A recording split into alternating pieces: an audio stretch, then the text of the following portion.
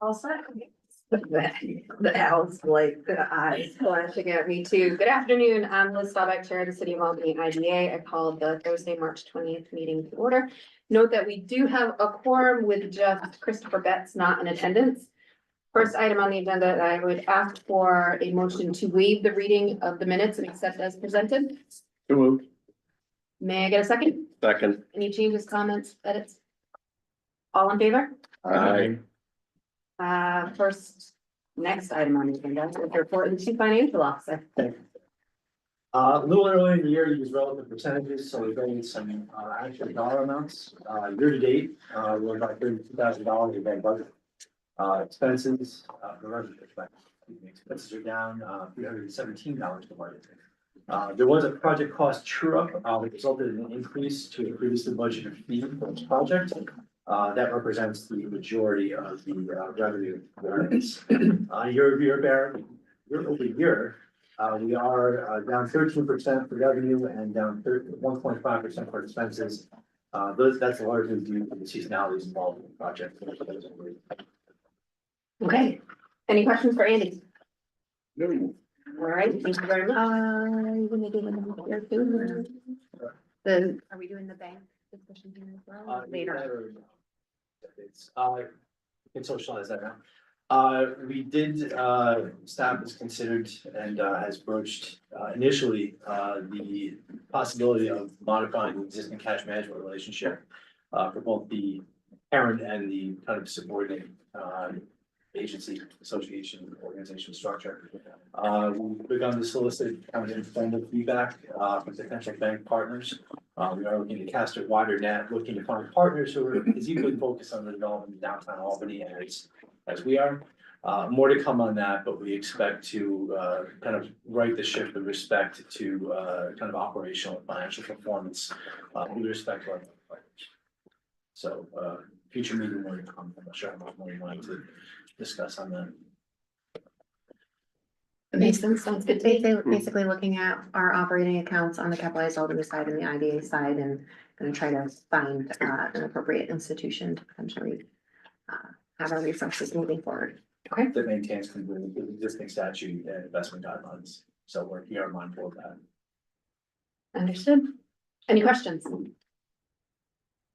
All right, no unfinished business, and under new business, we have 75 Broadway, Albany LLC. I guess I'll just say it now, I'll be abstaining on this project. This project has received NYSERDA funding. Since I work at NYSERDA, I will be abstaining from this vote. Thank you. So 745 Broadway LLC, this project received approvals from this body for sales tax exemption, mortgage reporting tax exemption, and real property tax exemptions in 2021. This project, as part of its scoring under the project evaluation and assistance matrix, agrees to achieve 90% or greater regional labor. Staff received post-construction reporting on this project in December.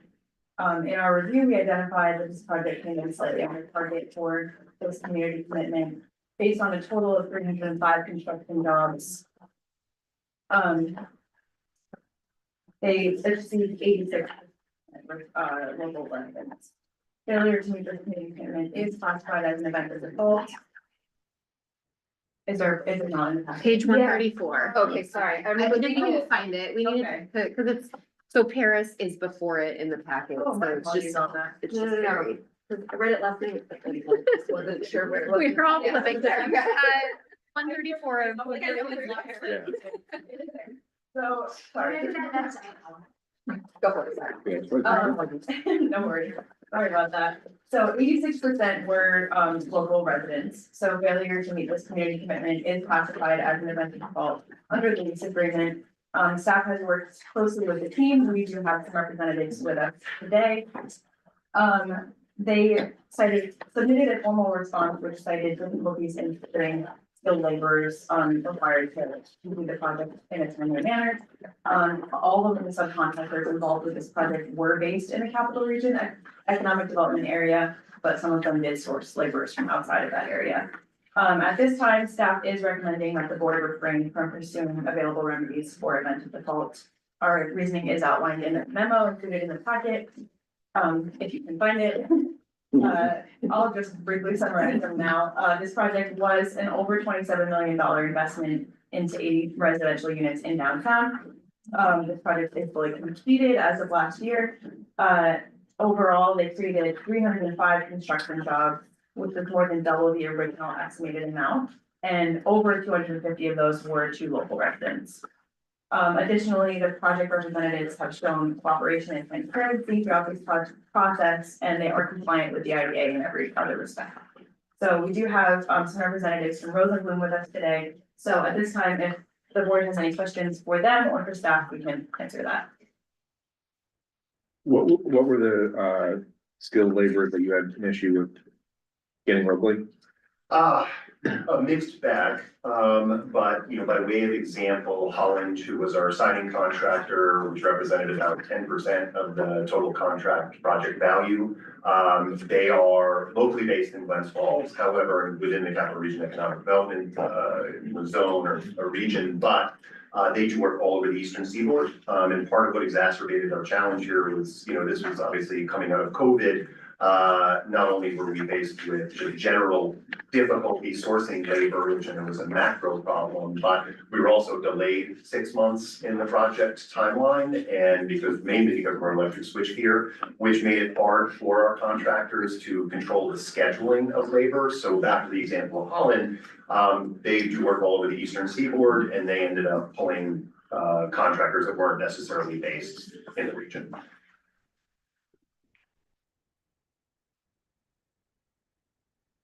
Any other questions for staff or? Jeff? I guess my question would be, there wasn't a problem with particular skills of skilled laborers, it's just a general overall.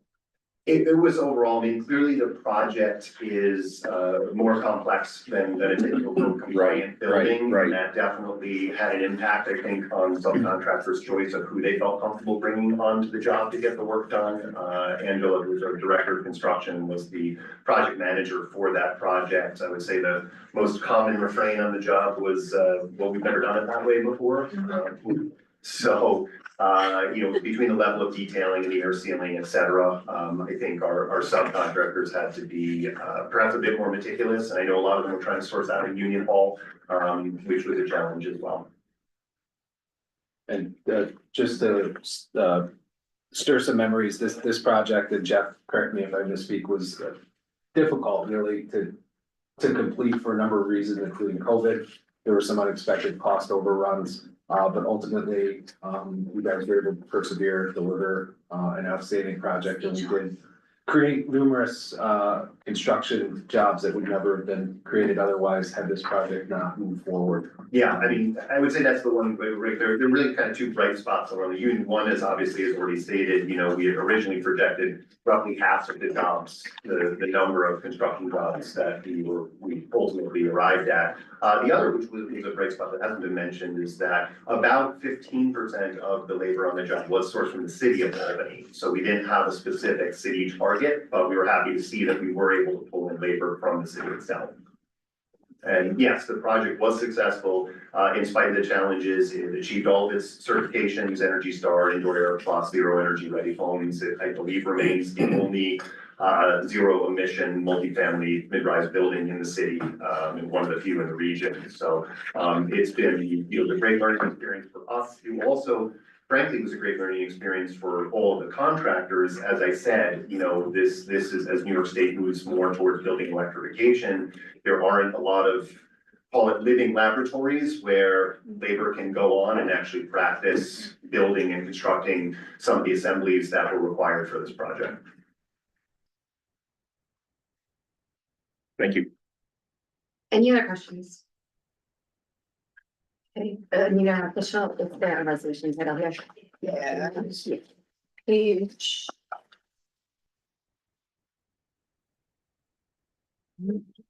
Okay, I got it. May I get a motion on the resolution waiving default of 745 Broadway Albany LLC project? So moved. May I get a second? Second. All in favor? Aye. Get it right. Thanks, guys. Thank you all. Thank you so much. All right, next item is our annual reporting. Thank you, Chair. Go for it. On, 12th, Bonadeo, came in to present to the audit committee, we'll present a recap here. For additional context, we did receive notice of discontinuation last September from our former auditor, PwC. So we, after a brief solicitation, the subject of other firms, we arrived at Bonadeo, to conduct the for this year. Happy to represent that they, will be, issuing an unmodified opinion, no issues with the audit overall. Financial statements, year over year, our total net assets increased, 2.73%, liabilities, by 2.27%.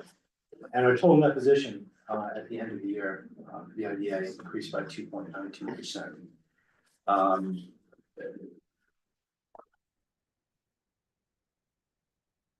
The net position, approximately 3.7, consists mostly of current assets and cash receivables, 3.9 million. And the statement of revenues, expenses, and payment net position,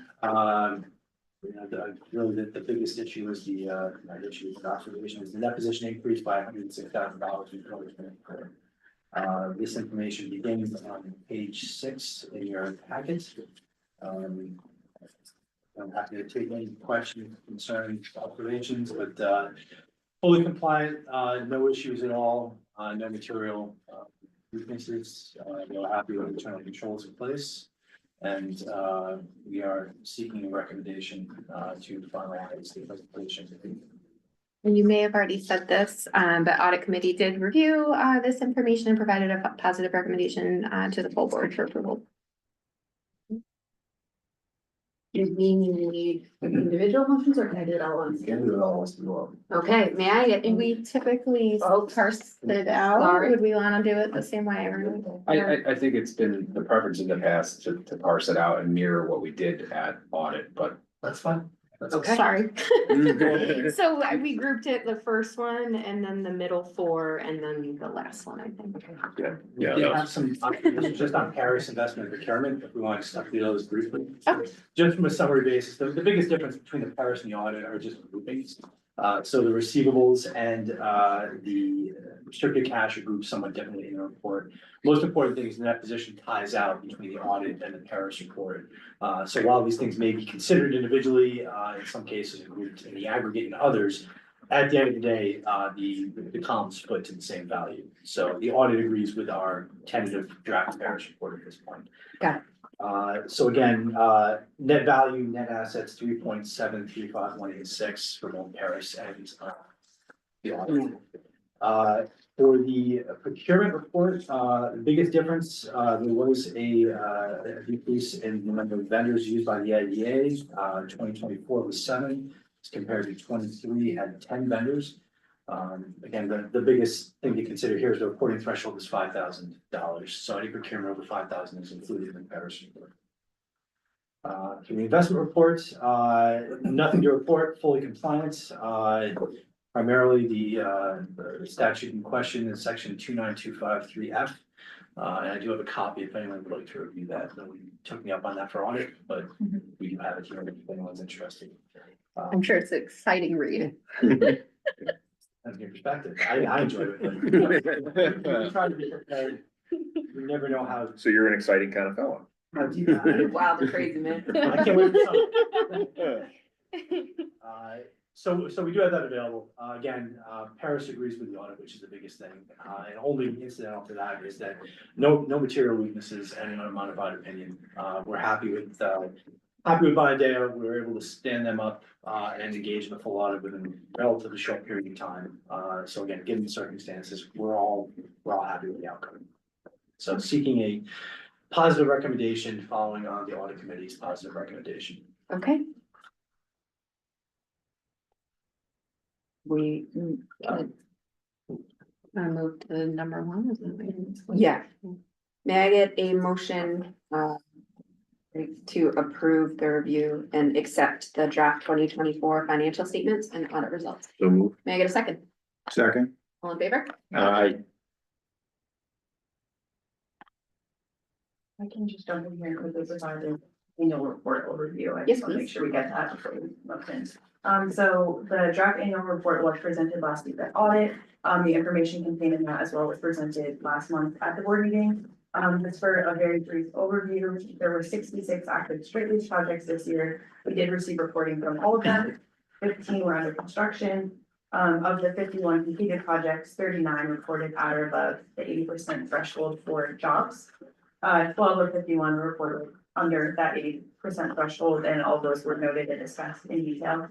The IDA street lease projects reported 1,311 jobs in 2024 and 1,434 construction jobs. In reference to bonds, we had 8 active bonds in 2024. We did receive all of the confirms for those as of Monday, so that's awesome. And they reported 922 jobs. And thank you again for all of that, tracking down the information and staying on top of it. Appreciate it. Any other questions on the annual report? Okay. So I can do, may I get a motion to accept the draft 2024 annual report?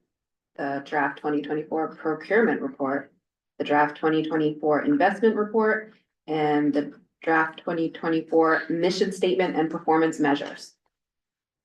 So moved. May I get a second? Second. All in favor? Aye. And we're good to go on the last motion. Two. It's been, Just they a were comment happy. that we have existing control. See if those controls is appropriate and no material changes you're reviewing. May I get a motion to accept the management assessment of the effectiveness of internal controls? So moved. May I get a second? Second. All in favor? Aye. Thank you, guys. Thank you. Moving on to agency update. So I think I'm gonna jump in with the first one here. So we shared a recent article about Academy Place. I know Darius was there to join us for the ribbon cutting, so we just wanted to give this article as sort of a brief update. That project on 102 Hackett Boulevard has gotten to completion. There's 25 apartments. It's a more than $4 million investment. Really nice article here. Nice work from Mike and the team in terms of coordinating the ribbon cutting and getting some news coverage there. I think the team had visited and the Business Review did this article as a follow-up. I just brought this also of note because there's some comments from Tony about inclusionary zoning that are super helpful to the message that our organization and the mayor have been driving home in terms of what that does to market rate housing development in the city. And he cites in the article, I think that they're more than 85% leased up. And I think he said the job numbers were at least 90, I think, construction jobs, which was a lot larger than what we had from his original projections. And I don't know if there's anything you want to Yeah, I think so. say there. Original was 40. 40. And then I think the next point of discussion, unless anybody has anything to say about Manfredi's project there, we would be recommending to go into executive session to discuss the financial history of a corporation. May I get a motion to go into executive session? So moved. Yes, that's the financial history. You want a second? I still like that motion. All in favor? Aye.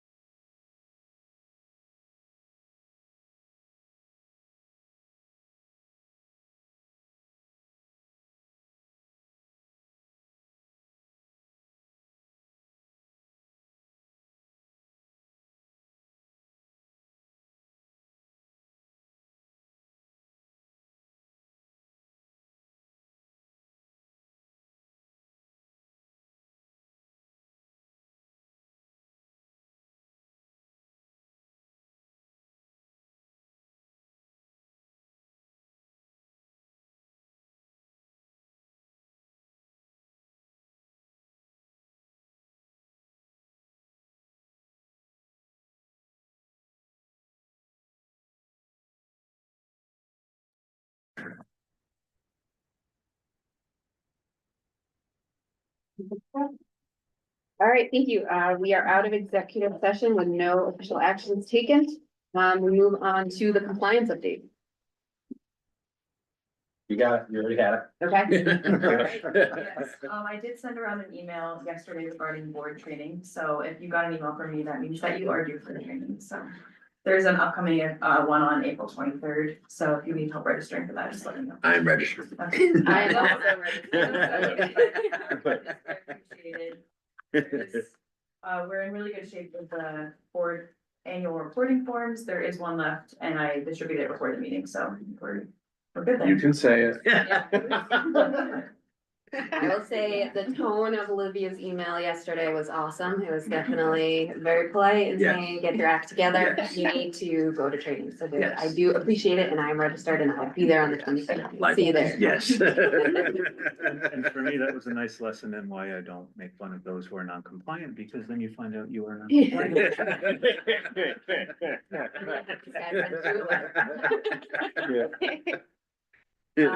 Anything else to discuss? Motion to adjourn. So moved. May I get a second? Second. All in favor? Aye.